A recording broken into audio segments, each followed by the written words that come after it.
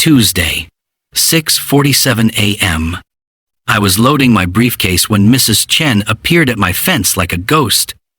73 years old, sharp eyes, the kind of woman who notices everything but says almost nothing.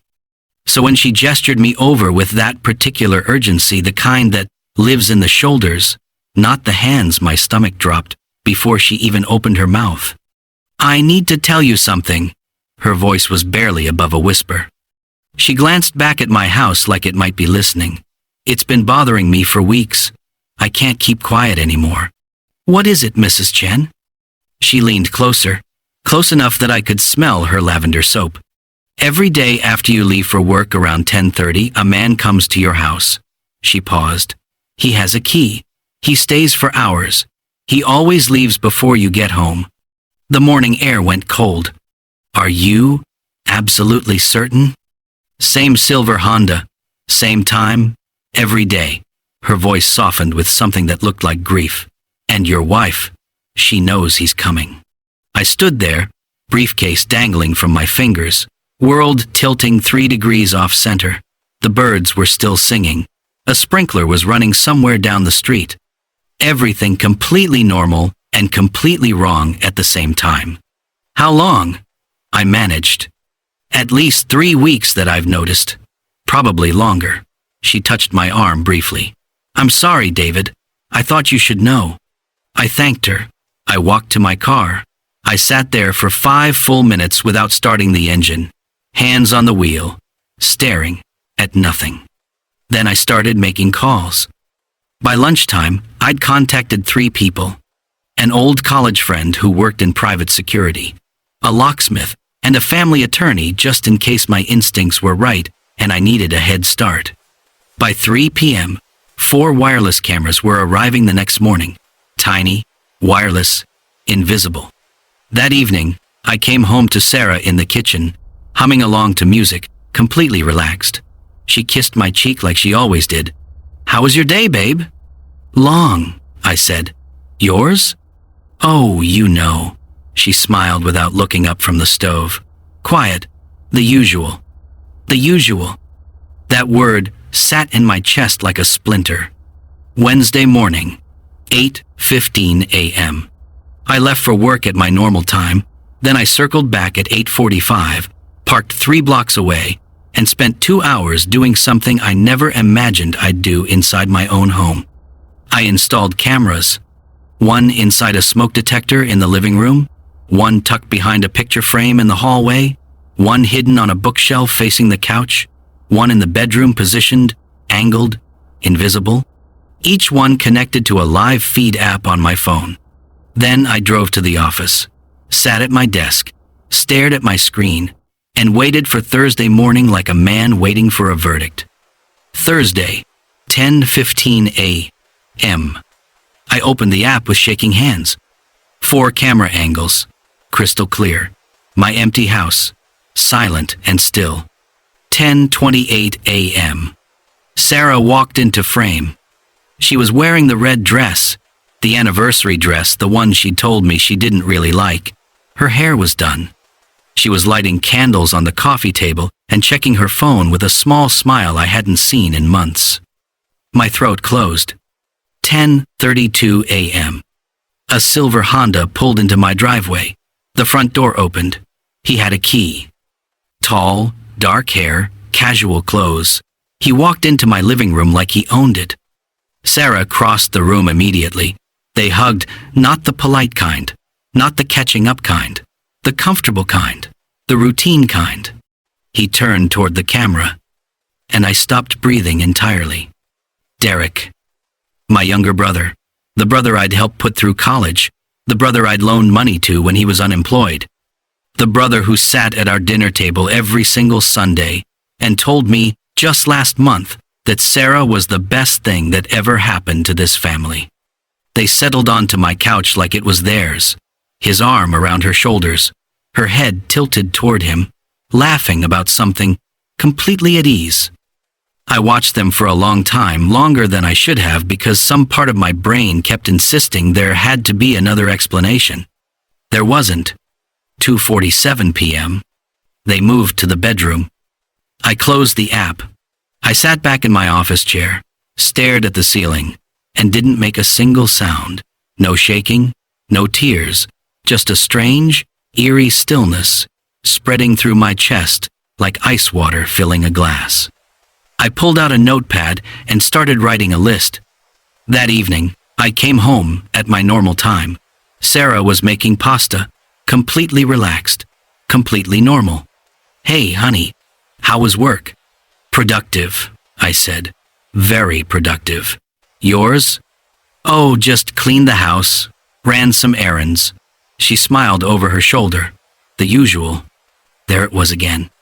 I sat across from her at dinner, made small talk, watched television beside her, and when she fell asleep, I went to my office and downloaded everything from all 4 cameras onto 3 separate hard drives.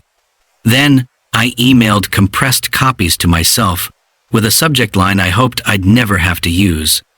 "Do not open unless necessary." Friday morning.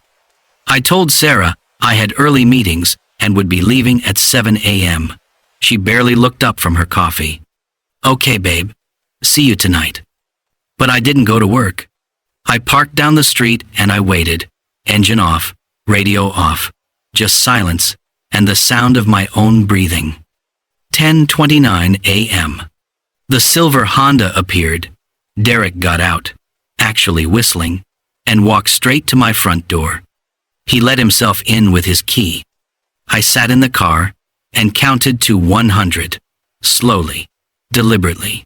Each number, a small decision. Each breath, a choice between 2 versions of what happened next. When I reached 100, I got out of the car and walked toward my own house. I unlocked the door quietly. Voices from the living room. Laughter. Easy, familiar laughter. I walked in slowly. They were on the couch. Sarah's head on his shoulder. Derek saw me first. His face went the color of chalk. "Hey," I said, perfectly calm, perfectly still. "Don't let me interrupt." Sarah lurched to her feet. This isn't, it's not what, I asked. My voice was so quiet it scared me. "It's not what it looks like?" "Because it looks like my wife and my brother have been meeting in my house every single day while I'm at work." Derek stood. "Man, listen, we need to talk about this." "We?" I laughed once. Short, cold. There is no we. There's you betraying your brother and her betraying her husband. But there's no we. Sarah's eyes filled. "Please, just let me explain." I held up my phone. The live feed was still running on screen. "I've been watching for 3 days. I have everything timestamps, recordings, every single minute. So unless your explanation involves time travel, I'm not particularly interested." Derek backed toward the door like I was pointing something at him. "I'm so sorry. I never meant for—" "Get out." I didn't raise my voice. I didn't need to. "And if you contact either of us again, I'm sending everything to Mom, Dad, and every person in your life who still thinks you're worth knowing." He left. The door closed behind him like a period at the end of a sentence. Sarah stood in the middle of my living room and cried in a way that was meant to move me. "We can fix this. We can go to therapy. It was a mistake." "Mistakes happen once," I said. I walked to the bedroom and pulled her suitcase from the closet, started packing, methodically, calmly, like I was folding laundry. This was a choice. You made it every single day. She followed me through the house, crying, promising, explaining.